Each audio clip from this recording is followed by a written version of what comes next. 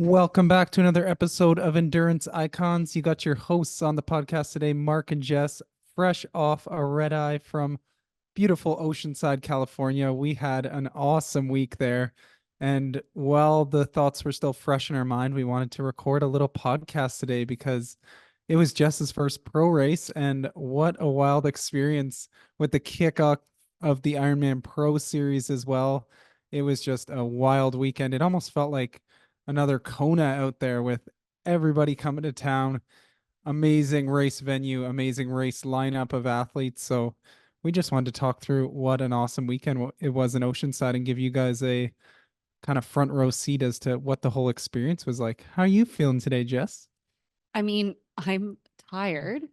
We had not only was it a red eye, but we also chose a red eye where there was a baby right across the way from us. So the only person more tired than us, I think, is that poor child's mother. But no, I'm good. I'm actually really happy to have that first pro race under my belt. And we'll get into that, but there's a bit of a relief to have that one done and sort of have a better understanding of what to expect going forward now. Yeah, it's funny. We probably only 3 or 4 weeks ago, we actually decided you were going to do this race when I found out I was going to be working that weekend. So it was a bit of a shock to throw that in before Texas. But are you feeling like after this that you are happy you did it in the end? I am happy I did it. As I put it on Instagram, I probably couldn't have chosen a debut race that's like less matched to my strengths. But like I said, I don't do things just because they're easy. And it was an incredible kickoff. So even though it was a super hard course, I would absolutely do it again. Like it just felt like, I don't know, like a homecoming event. It was like so many amazing athletes there. And just all the big names in Ironman were there. So it felt like a season opener. It was great. Yeah. All right, let's kick it off first with the lead up into the race. So couple days leading in or like the weeks leading in, how are you kind of feeling in training? What did training look like leading into this? Was there a 70.3 focus or much of a taper for this race? Bit of a loaded question coming from your coach. Yeah, no, I'm laughing because not at all. I'm focusing on Ironman. It's my favorite length of race. I am still working hard. I mean, just like Taylor Nibb to master that 70.3. She's a little further ahead than I am. But no, all eyes were on Texas. So, in fact, 6 days out from the race, I did a 34-kilometer long run. But when you look at some of the science behind it, tapering, it's important, but because we were using this as a season opener, it was really practicing taking off that plastic wrap and just, learning what it's like to race pro. There's a lot of things to take in. So training was full bore into Texas. Yeah, I think we did something like 4 straight 20-hour weeks, and you have a full-time job on top of that. So it was definitely not much of a taper into it. We just kind of cut down as you went into Oceanside here because we didn't want to miss out on key Texas weekends. No, it's true. And one of the things I shared it on my Instagram, but the chlorine is kicking my butt right now. I've been really upping my swimming, but that also means that I'm sniffly. It is affecting my breathing. So I was battling that a little bit in my training. I'm working through it, figuring it out. But there was a whole bunch of things leading into Oceanside. But I was excited. It was, I mean, it's California. I had never done the course before, and who doesn't get excited about a pro debut? Yeah, for sure. So hopping into our time in Oceanside there, tell us about maybe how were your shakeout workouts leading into the race and what were all the vibes like kind of in the area? I know you got to go to the athlete briefing, which was, I'm sure, exciting and intimidating. Just walk us through kind of what the week was like leading up to call it a bike check-in on the Friday. Sure. So we always do easier shakeout workouts the moment that we're off the plane. I find that going right into activation sets never work for me. So the first run was fairly easy, which we like. It felt like garbage, which it always does for me after a flight, but took that easy. And then I started feeling more and more like a coiled spring. Like I was like, oh, let's go. As my recovery um, came in, I was ready to go. So I was working throughout the days. So I found that that was a really good distraction. I kept fairly busy. You were gone for most of the time. So it wasn't until we arrived there on Monday. And it wasn't there until I would think like Wednesday, Thursday that the athletes started coming in and it started feeling like, okay, here we go. There's a race here. And then I would say Thursday was when it really started kicking off. So, two important things happened that day. I went to the race kit pickup, and that was a little bit different because there was a pro series section, and they were really great at, supporting the pros in that. They gave us a really great t-shirt to mark the pro series, which looks amazing. And it actually looks like pros are going to get that at every single race. It was very bizarre to get number 35 when I'm used to like 1,822 or something. So that was wonderful. And then I went to an Ironman photo shoot. So they are supporting through their marketing. They're doing a platform to just support all the pros. And if you want to support, just check out the profiles of all of the incredible lineups that are competing in the pro series. Yeah, they've done a really good job with that website, haven't they? They really have. And what you don't see in behind there is that they asked us like, I don't know, like three like different rounds of questions. So they've got a lot of content. So it's really interesting to see what they're going to do throughout the year. You can tell a lot of thoughtfulness has gone into it. Mm-hmm. So that was Thursday, and I was super pumped about that. And then Friday was a little nervous because it was the pro briefing and checking my bike. And it was going to be the first time that I learned about Race Ranger. And it was just, there's so many things to wrap your head around. Like, I actually felt like a brand new triathlete all over again. So, starting with the pro briefing, Before you get there, had sure. they already changed the swim course before the pro briefing, or was that after? No, I think no, they did before. It did before. Yeah. Okay, so it was supposed to be the ocean start, but it was crazy windy and wavy there, so they ended up changing it into just the tight little bay after. Yeah, if you follow me on my Strava, I did a whole 3-minute swim. But what was happening is I was trying to fight against the waves and I was going into surfers and it kept flipping me onto my back because the waves were so strong. I was like, well, they made the right decision. So I was grateful that they moved it to the bay, but it still was pretty wavy on race day. We'll get to that. But in terms of the race briefing, it just was surreal. It was so surreal to walk into that room and to see, some of the names that I've been following for years sitting in the like across the room from me. Who are we talking here? Let's Okay. drop some names. Okay. Well, like Lionel Sanders, Taylor Knibb, Paula Finley. Um, Yeah, I guess they're okay. like Decent triathletes. yeah. But what was really great was also just seeing like what's the vibe before race day. And some of them were talking, but a lot of them are very, very focused. Some of them take notes, and it was Need more interesting. specifics here. Like we want to be in the pro briefing. People are like anxious to hear about this because I was so pumped to hear this. So who was like super focused and who was maybe a little more nonchalant and who would name some of the people and what Okay. they were like? Okay. Well, Sam Long is the man. He walked in 5 minutes late and just walked up to the front, which like I actually, we were talking earlier. I was like a little I wasn't sure about Sam Long when he first came on the scene, but I think after me seeing him in person and just seeing how he acts and like, I mean, what a race he had as well. Like he definitely has grown on me. He's an incredible human being.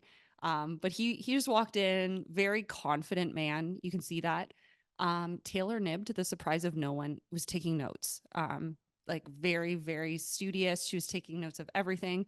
I don't think she asked a question, but She had probably like read the athlete guide about 10 times she before knew that it. anyway. She could have delivered the race Yeah, briefing, I think. 100%. She is so meticulous with everything. Yeah, no, it was, I think the biggest disruptive moment though was when they announced that Race Ranger was not going to happen. Fail. There was a lot of laughter. There was another moment of laughter where they were talking through the bike course and they were saying, "What is it mortal?" Yeah, mortal Yeah. hydration. I tried it in the expo. I don't know if I'm ever going to be using that on course. It did not taste that great. I didn't try it because I didn't want to try it before the race. Yeah. But they did. They made this comment at the race briefing. They're like, "Hey, so if you want to try it on race day, it's on the course." And everyone just burst out laughing. It's like we're not going to try it for the first time Yeah. on the course. But no, it was good. It was very thorough. But at that point, they still didn't have a map to show what the new swim would look like. So I was having a hard time seeing it in my head because when you were talking about pre-race, we weren't allowed to be on the course outside of the run course. So I was able to practice there, but was not able to pre-swim the swim course or be on pre-ride the bike course. So I Why got is that? I actually have no idea. Well, the swim is in a bay Oh, the with a swim. bunch of Yes, boats. the swim. But I actually don't know why we weren't It's able to because pre-ride. it's the like military base Camp Oh, right. Pendleton that you ride in. I should know that. That's embarrassing. Yeah, okay. We'll rewind that. It's because it's on the military base that we need to ride through. Oh, good job. But actually, one of the rules for this race that is different than any other half Ironman is that you needed to wear your bib on the bike. And I was so afraid that I was going to forget, but it is because of that military base. They need to have identification on you. So that was new. There's just so many things that were new that I needed to keep in my head and keep straight.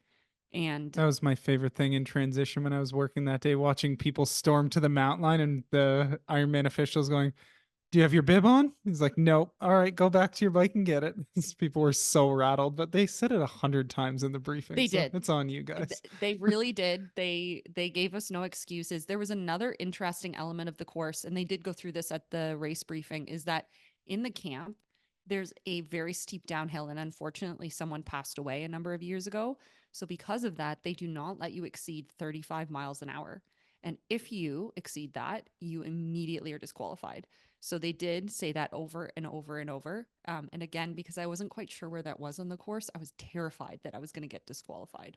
Yeah, and that caused some drama, which we can Ooh, get to at the yes. very end after we debrief on yours. We can talk about the race as a whole. Yes. Yes. Um, no, the race briefing was really good. I found that people were not, I mean, they weren't staying and chatting. Everyone was very eager. Immediately after that, everyone went and checked their bikes. So that was also neat to check my bike in the pro area for the first time. Lots of space in between. We didn't have the race bags for like the red and the blue.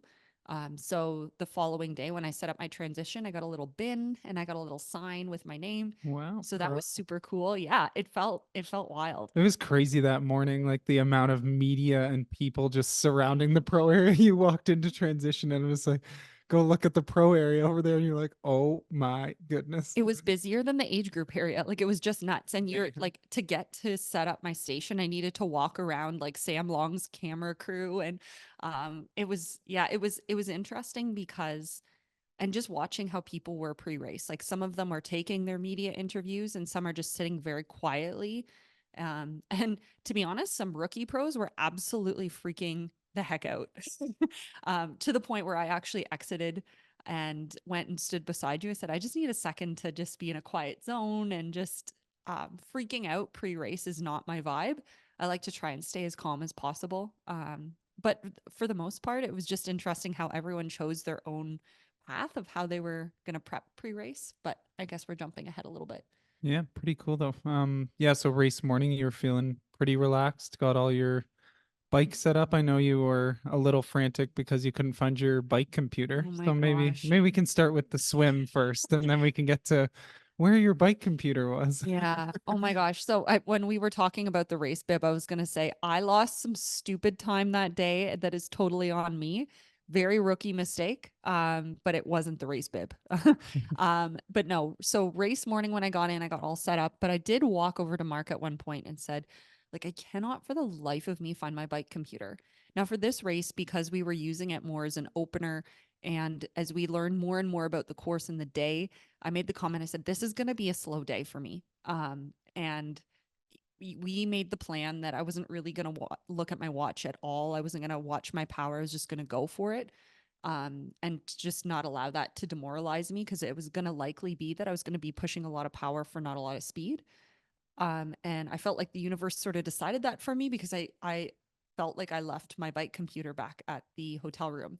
So I went and told Mark that, and we decided, no big deal. We're just gonna roll with it. So that didn't throw me at all, because I think in my head I wasn't too We worried hadn't about my put power. together too Yeah, much of a set like power plan yeah, anyway. yeah. And this is a curious question. I haven't actually asked you this one, but you talked about it on social media and at the start of the episode, but why did you feel like this race just did not play to your strengths? What factors it about this race did you feel that like didn't Well, play to you?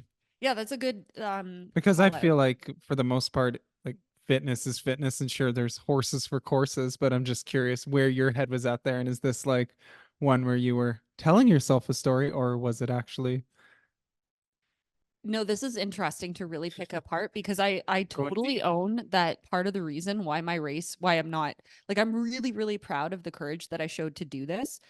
It was, and I'm jumping to the end, but it was like one of my worst times almost ever in the half Ironman distance.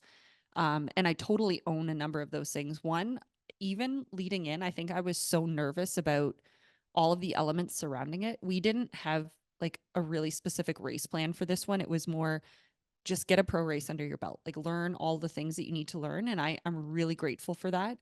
The reason that I didn't feel like it was for me and like challenge me because I feel like there definitely is like maybe stories that I'm telling myself that aren't true, but I prefer the Ironman distance. So I think that I'm not built for the half Ironman distance. I've my results would show that I'm comparatively much stronger in the full, even though I did win the half. It was a bit of a bizarre half. Um, it's an ocean swim, so I don't get a lot of ocean swimming experience, and so not having that and being in waves. And I mean, everyone needs to deal with a headwind. It was just a really, really tough bike course. In cold weather, I would And say is that cold weather is the key thing. I am a some love tiny it. person, and so I don't deal well with cold at all. Um, and it was interesting because in the pro briefing, a pro raised their hand and said, is it possible, are we, when they were talking about the wayfaring bottles, of just saying like you can't do that or you put any bottles down your shirt or you will be disqualified, someone's like, what about bags? And there was this joke of like, are you inflating the bags? But really just there were triathletes that put plastic bags around them to keep themselves warm. I chose not to, and it ended up being okay.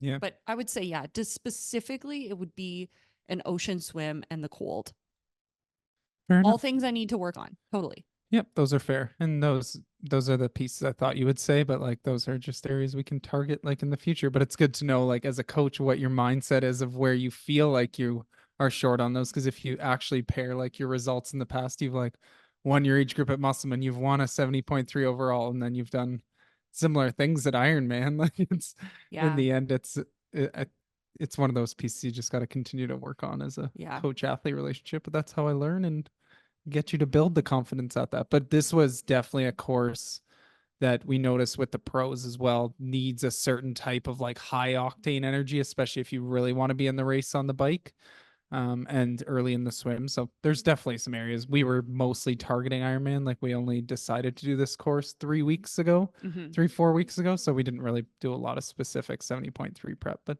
yeah, those are all good points. It's good points. And I want to be very clear. I'm not making excuses. Like fitness is fitness. I might not have had specific 70.3 fitness, but I, I mean, I did the best that I could on that day.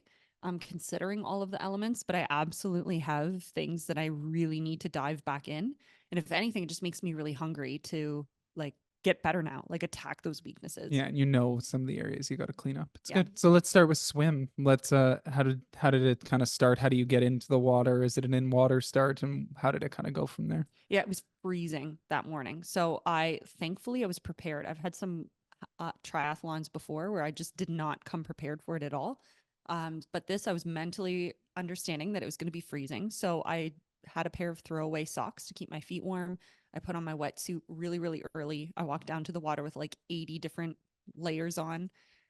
So then we went in. What's cool is there's like a holding area for the pros, and then they call them out. So if you're watching it, you see it on the screen and you hear them announcing the top 10 pros, they're called out beforehand. So there's a staging area where they're yelling out the names to get them all lined up. So that's super cool. It was also neat to see how everyone acts pre-race. It's very similar to how they set up their bikes. Some people, like I would say, Paula Finley was really quiet. She was in a corner, really focusing. There's people like Lisa from RTS, who's just like the life of the party, and everyone loves to talk to her. So she was bouncing with energy. So it's just neat to see the dynamic of how different people are right before the race. And you said you were talking to her before the race, and she gave you some good advice. What Uh, was that? I was so grateful for her. Because before this, she said some really lovely things to me to encourage me for being there and throwing my hat in the ring as a pro. And she made the comment, you know, don't worry about your first race, no matter what happens. She's like, I think there was like 5 age groupers that beat me on my first pro race, and she's like, don't let that beat you up. Like, you deserve to be here, and it's going to get better. The first pro race is just tough. And that was the one of the last things she said to me, and then just hopped in the water and swam away. But I was really, really grateful that she took the time to say that, because I, as we will see, that was helpful to have in the back of my mind during the day. Nice. All Yeah. right. So swim. So then, with about 10 minutes to go, they start letting you go into the water. And so you walk down the chute. And what's nice is you have the dedicated space to warm up. So that's really nice. So I was using that to try and get accustomed to the water. I sometimes, and I know I've talked to a lot of teammates who say the same thing. When it gets really cold, it's almost hard to regulate your breathing. So I was trying very hard to get my breathing regulated before we started, especially because you take off very quickly. We all line up in one line. Now, where that was really different than the World Championship event was there was like 180 women, and here there was less than 40. So it wasn't crowded. It was super spread out. I felt comfortable, and all of a sudden, before I knew, the gun went off. So we took off, and I actually, like, I was on feet. It was feeling good, and then it was a combination of going really, really fast with it being really cold. And I started getting that panicky feeling that I do if it's too cold and I'm going too hard. So I made the conscious choice to ease up to make sure that because sometimes before, if I didn't take a hold of that, I actually needed to stop and tread water until I could gather myself. Did not want to do that on my first pro race. So I eased up just a little, let go of some feet, stayed on a few for a while, but then ultimately really strong girls. So I lost them. But I actually felt like I was swimming really strong. I've been working hard in the pool, and I felt like that was showing up in the first part of the swim. But then as we started going further in the bay, it got really wavy. And then you turn to the left and you're straight on into the sunshine. Could not see anything. And there was a swimmer in front of me that actually went the wrong way, to my understanding of what the course was. So I actually popped up and had a full conversation with one of the Kayakers. kayakers. There we go. I almost called him a lifeguard. And he said, no, no, no, you're headed in the right direction. But I could just tell with the waves, and the fact I was swimming alone, I'm like, oh, this is going to be a really bad swim. And it was. It wasn't my finest time, but I got it done, and I got out of the water as quickly as I could. Tried to run fast with absolutely frozen feet. The water was super cold. I think you were saying that they were pulling people out for hyperthermia. Mm-hmm. Yeah. So it was cold, but it wasn't as bad as some races that I've done. So I just kept moving, kept my head down. Transition is a really long run. So the first transition, especially, it just felt like I was running forever from the water, but I was grateful to be done. Hopped on my bike, and I had everything set for my flying mount. It took me a while just with frozen hands to put on my gloves and like my arm sleeves. And when every second matters, I was like, darn it, my freezing cold hands, I'm wasting seconds. So definitely need to get better at that. It's And all then, right. Taylor Nibb took a long, long time in T1. Not that it really mattered for yeah, her, but she's a total queen. Like, she can take as long as she needs. She's gonna beat us anyway. You go, girl. Um, but then I grab my bike and I go up to the mount line, and I did a beautiful flying mount, like truly. And I shoved my foot into my shoe, or I tried to, and I was like, what's the matter with my shoe? And so like people are cheering, and the cheering almost stopped of like, what is happening to this woman? And I realized that there was something jammed in the toe box. And I realized that it was my damn bike gear. and there it is. So I needed to pull over to the side. I needed to like it wasn't even like it fell out, like it was jammed up there. So I needed to like put my hand inside. I'm like fishing it out. It fell to the ground. I needed to fix it on my bike. Like, I wasted so much time in that moment, where it felt like an eternity. I'm sure it was like a minute or so. But then I got on the bike, and I did find that it was just so cold. And I allowed that moment to throw me. Like, I was frustrated at myself for making such a rookie mistake. it was like preventable, totally on me. So the first 50 minutes, I was just trying to find my rhythm. And it probably was at least an hour before I started feeling like, okay, you're biking and it's a race, which was, it was the way that it was. And then we hit the hills and the headwind.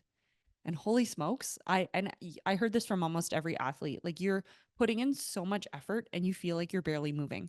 And that felt like most of the course, except for the back half. It was really, really nice. And like maybe the last 15 kilometers to be flying into town. One of the things that I'm not used to is riding with the top age group guys. So because I was slower out of the swim, I was out on the bike with a lot of the age group guys. Now they are very clear with pros that if you break any rules or violations, you get an immediate 5-minute penalty.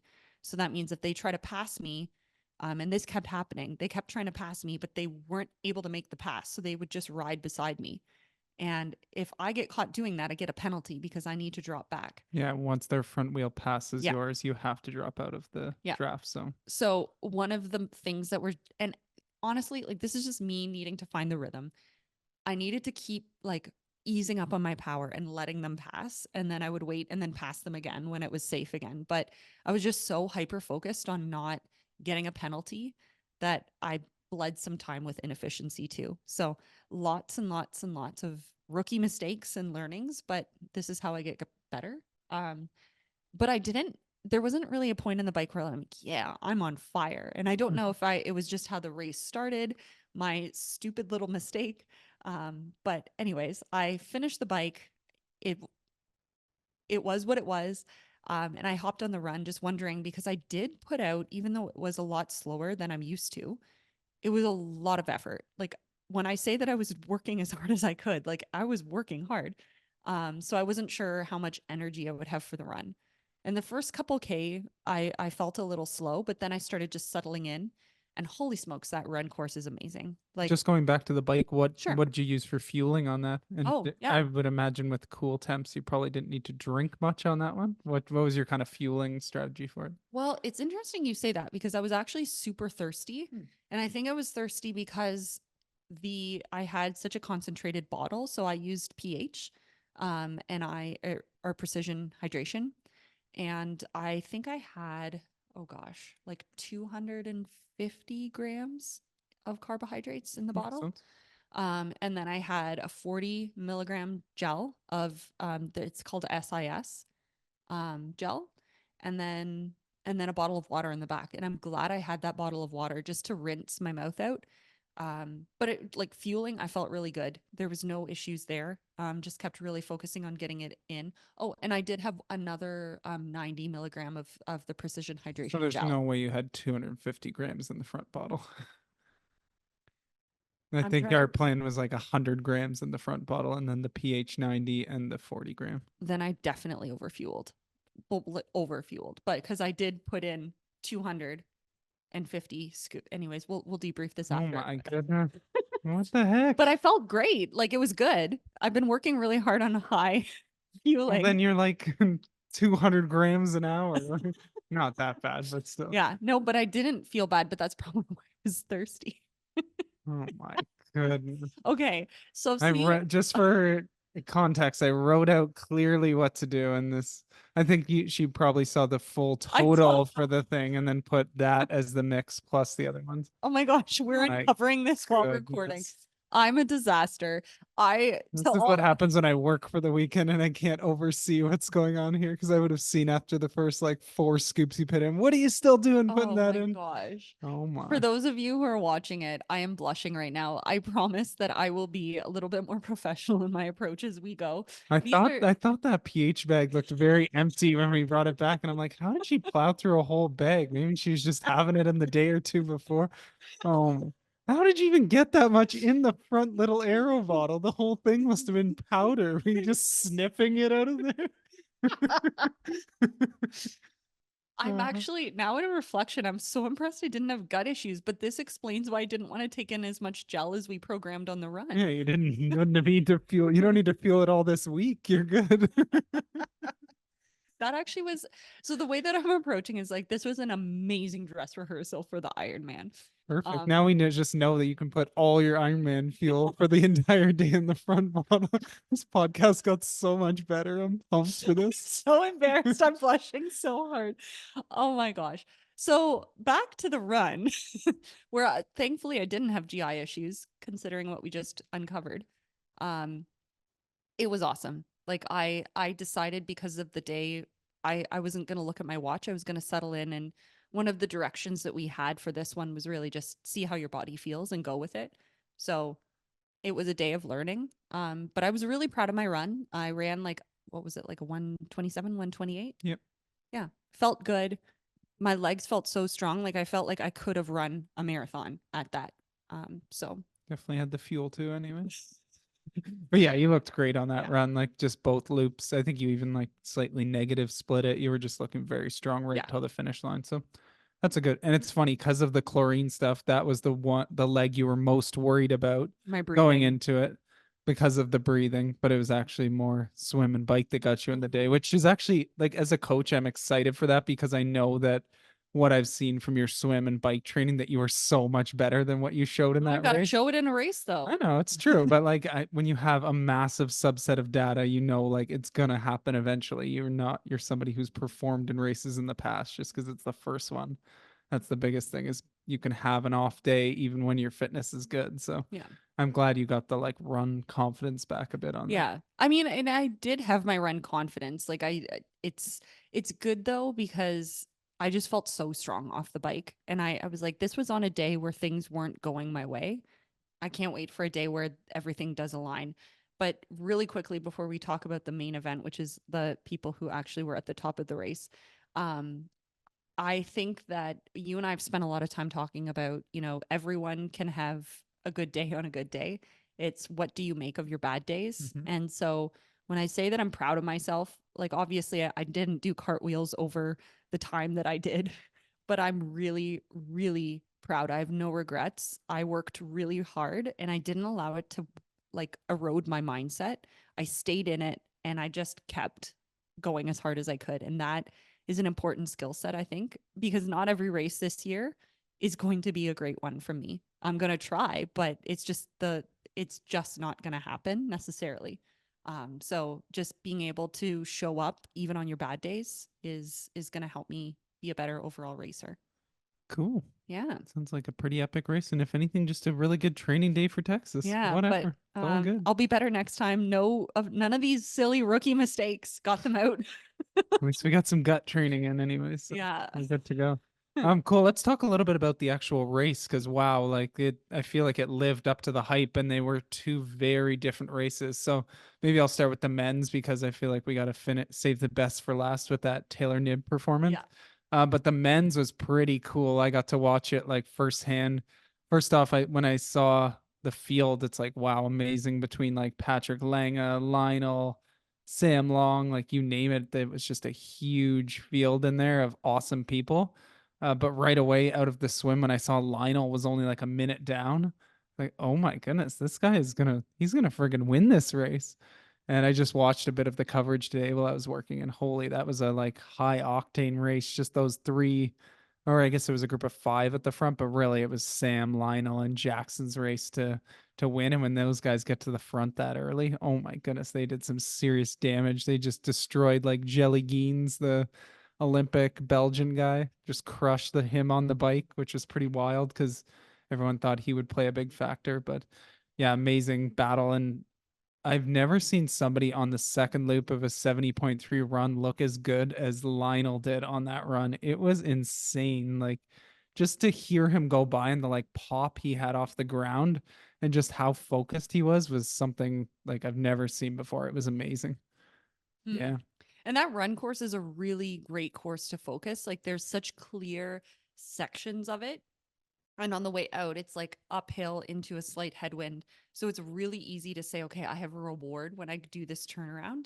And it actually motivates you to run harder. Like it's a really good course to just send it on. Nice. Yeah, I Yeah. got to run it a couple times in like my training runs, and it seems like it would be a fun course. It's an honest course. Like there's some good rollers, a Hmm. couple steep pitches, but yeah, super nice course along the ocean there.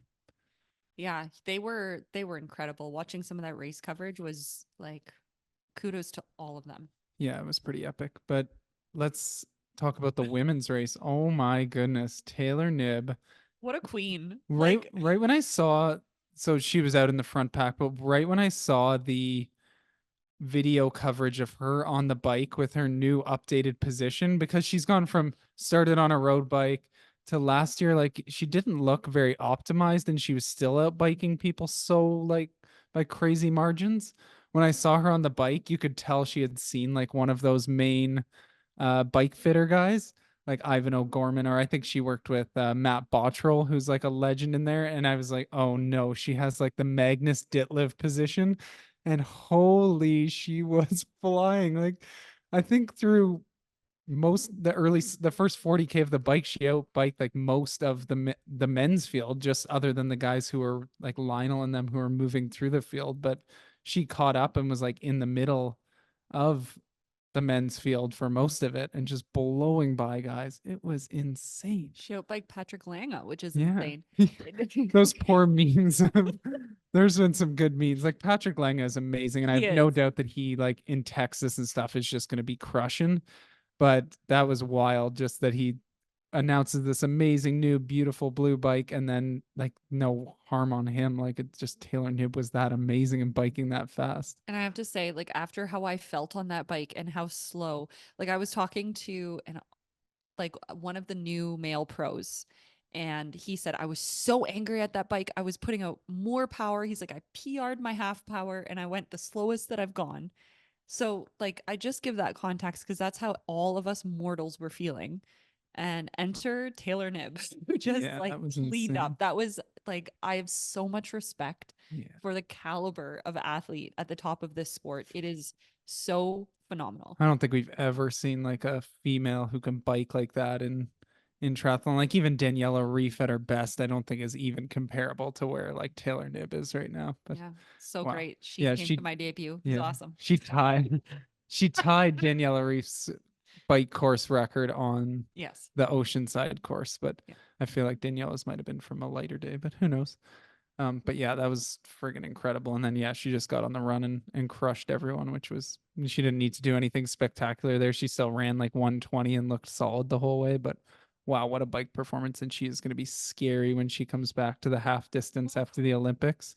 I- That bike position just looks so good now. It does. And I also love she can be the top, like the tip top of the sport, dominating everyone and say, I still need to improve. I still need to get better. And I think like that, what a classy athlete, because it truly shows like she's competing with herself at this point. It has Yeah. nothing to do with anyone else. She is just like, I am going to get everything perfect. And you can see that in how she shows up every single way, from like pre-race, in the race briefing, to right before she enters the water, like to how she executes on the day, to how she talks about it after. Like she's a pro. Yeah, she's like the ultimate professional. Like just yeah, like you said, getting every ounce out of it. And it's I think we're gonna see some amazing things in years to come. And I think more and more you're gonna see her just plow through a lot of the men's field. Like she still Yeah. has so much room to grow, I think still, which is just crazy. Yeah. You know who didn't do double the fuel in her bottle that day? Taylor Knibb. Yeah, she wouldn't have let She that would happen. never let that happen. Oh I'll man. I'll learn. So some other interesting things that happened on the day. First, you talked a little bit about the aero fairing stuff. So people have got really Oh, I creative, called which it wayfaring. yeah, It's- whatever. I I'm a let you vet go with today. it. It's a lack of sleep. Yeah, let's go with Sorry, that. continue. But the first one is the people got innovative on the aero fairing, which was cool in that now this year in Pro Series you can't have anything down like your jersey to help with the like aerodynamics, so you can't have the bottle down there. But what people have done is essentially between the arms bottle that you can have, they've just have it raised up so it almost sits right in their chest, so they're getting the aero fairing benefit anyways. Man, triathletes are like the best when They're it so comes to just creative. getting around the rules. I'm sure they'll ban a height or something off of the aero bars at some point. That was a really funny part of the pro race briefing. Actually, they were going through those rules and they're like, you will immediately be disqualified if you have a bottle down your shirt. And they're like, any questions? And like all these hands went up. Uh-oh. And then it just became a what, like, but what if we have the bottle down the side? what if it's done to the side and a little bit forward? And he's like, oh my God. The creativity is remarkable. I love it so much. I gotta respect it though. Oh yeah, that's pretty cool to see how people are getting around the rules a little bit on that. And then the final drama of the day was we saw two of the top pros, Braden Curry and Emma Palland, both get flagged and initially disqualified for going through that 35-mile-an-hour zone too fast based on the timing mats that Ironman had. But they both appealed it and were able to show, I guess, from their like bike computer data that they were actually under the speed limit in those sections. So it was this funny thing where Emma Pallant finishes and she ends up second. Great race for her. Great rebound Amazing. after Miami and getting in a bike crash recently. And they do the photo at the finish line with the three of them. Great. And then you like 10 minutes later is the ceremony where they like pop the champagne or athletic brewings or whatever they do these days on the podium. And then Emma was gone. And it was like, what happened? And they had moved Paula up to second place there. And everyone's going like, what happened to Emma? And it comes out that she got disqualified, but then it got overturned. So then you went back to the awards ceremony at the end of the day and she was back there again. As happy as can be. Emma Pallant, just such a class act of a person. Like just She's incredible. yeah, it was so good to see that. And then Braden Curry's, I think, got overturned as well. So it was cool they were able to prove it. Like usually those don't usually get overturned, but they were both apparently very close to the limit, like 0.2 or 0.3 under. But hey, if you're legal, then shouldn't have to get DQ'd. And No, exactly. those are important points to get in this pro series. Yes. Yes. All two of them that I got because of Miss Nib. Yeah, I don't. Yeah, I saw one of the other pros, and I feel like only half of the pro field got like points in the end because it was just she essentially went so fast that Yeah, it every was second amazing. down, she just. I think I saw another pro posting saying they got nibbed, and then it's just like We all got no nibbed. points. Like, and I'm not even mad about it. Like, Yeah, she is so good and credit she where deserves credit's that. due. Yeah. Before we stop talking about this race, can we talk a little bit about age group for a moment? And maybe could you share the story of the age grouper? Can we Yeah. talk about this? Yeah, I definitely I can. can't stop laughing at this moment. Oh my And goodness. I mean, we need to give a shout out to this one racer and we'll protect confidentiality because we actually don't know what who he is. Oh my I goodness. can't stop laughing. So you need to All tell right. the story. So I was working that day and I was working in transition during the day and starts with the day before the race and there's this kind of tall younger guy, maybe somewhere in his mid 20s. And he's just one of those guys that is just he causes commotion everywhere he goes. So it starts with I'm leaving transition right when it's like closing the day before. And doesn't this guy roll in with his like bike bag? You're supposed to have a built bike checking in your bike.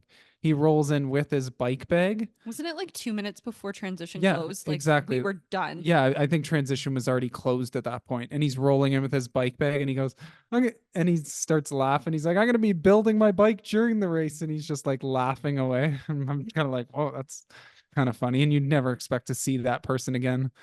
But isn't it race morning? Here's this same guy again, and he comes over to sort of the tent I was working at, and we had some private bike mechanics who were working with some of our specific athletes that the company I was working for was helping out. And doesn't he come over and he's like all like his mind is going wild and he's all race stressed and he's going, I don't have a through axle for my bike. So he forgot one of his through axles. I don't even know what kind of bike he was riding, but he's trying to like go over and get the announcer to like who's doing like pro introductions to like stop and ask if anybody has a through axle for his bike. And he's so rude that he goes like, we're standing at the tent and we're like, we can't help you out, man. Like we don't carry any of that gear. Like you got to try Play who's the main like equipment person at the event.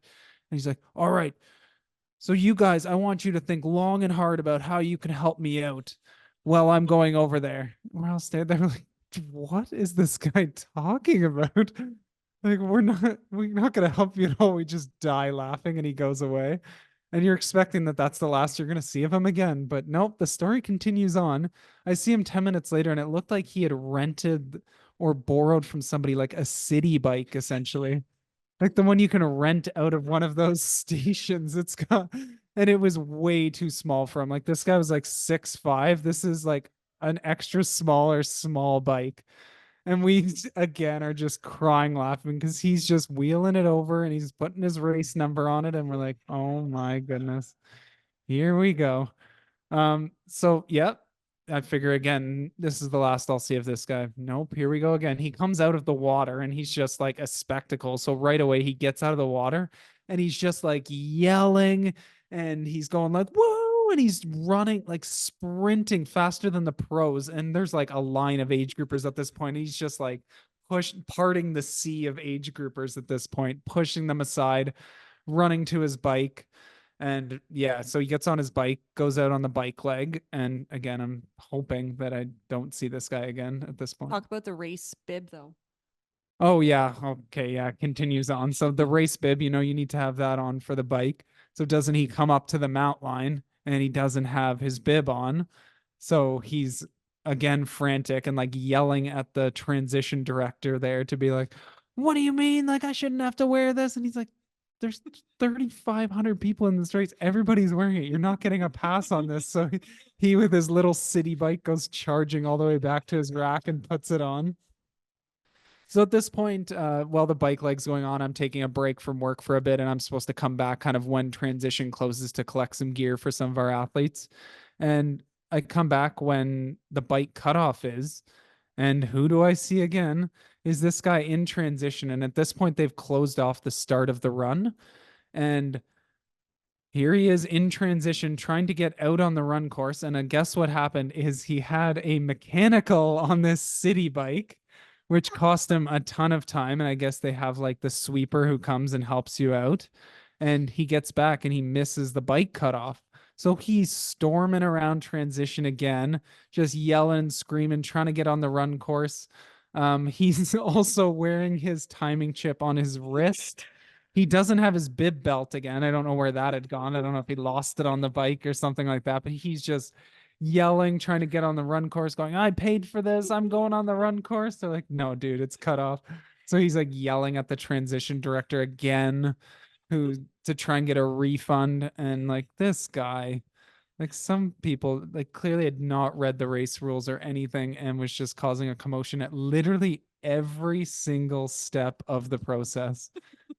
So, folks, don't be that guy. Please read the athlete guide, show up on time, and just in the end, don't be a dick, is the main thing. Please. I think that's a great place to end it. Oh, Thank you for enlightening us with that story. oh man. Well, on a positive note, we got a couple big weeks and we got Texas in two and a Yeah. half weeks. So we're both throwing down. So Yeah. let's keep our focus and let's agree to both have a good race there. I will not make. I've made all my stupid mistakes for the year. Onward and upward. Yeah. Memory of a goldfish. Let's go. Thanks for joining us, everyone. Wow, how great was that? I always learn so much from these endurance icons. If you enjoyed the podcast as well, please consider liking us across social media, subscribing to us on YouTube, or giving us a 5-star rating on wherever you listen to your podcasts. We appreciate you and your support so much. We wish you happy training, and we'll see you back next week.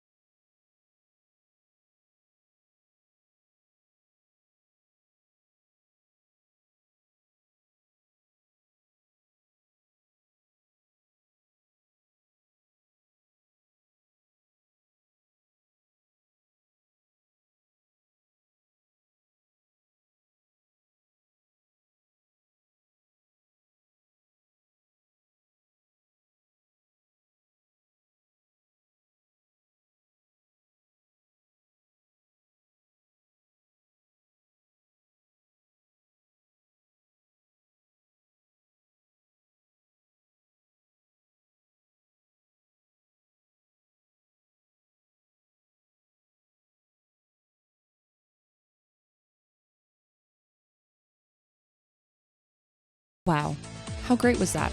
I always learn so much from these endurance icons. If you enjoyed the podcast as well, please consider liking us across social media, subscribing to us on YouTube, or giving us a 5-star rating on wherever you listen to your podcasts. We appreciate you and your support so much. We wish you happy training, and we'll see you back next week.